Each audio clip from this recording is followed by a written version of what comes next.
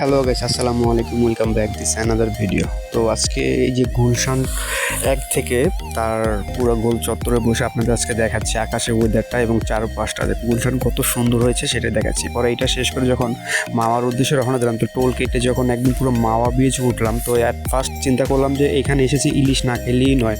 তো চিন্তা করলাম একটা ইলিশ খাই, যদিও আমি ইলিশ মাছ খাই না, অ্যালার্জি প্রবলেম, তো হচ্ছে বেগুন দিয়ে খেয়েছি।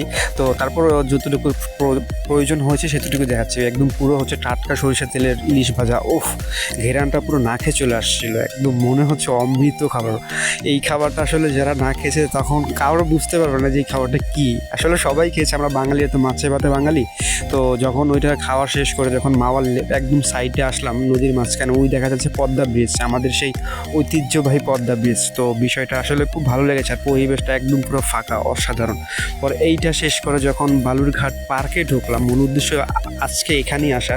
তো চারপাশে দেখানোর চেষ্টা করলাম, খুব সুন্দর পরিবেশ এবং বাচ্চাদের ছোট ছোট রাইড এবং বড়দের জন্য একসাথে বসা, আড্ডা দেওয়ার এবং কফি জোন, টি জোন, সব কিছু মিলিয়ে অসাধারণ। দেখুন এই যে বালুঘাটের সাইডে সবাই একদম একাকিত্ব বা মনমলিন বসে থাকা বা আড্ডা মারা, সব কিছু মিলিয়ে এক প্যাকেজ কমিউনিকেশন বলতে গেলে। দেখুন বাচ্চারা কত সুন্দর রাইড করে খেলছে, বেশ ভালোই লেগেছে।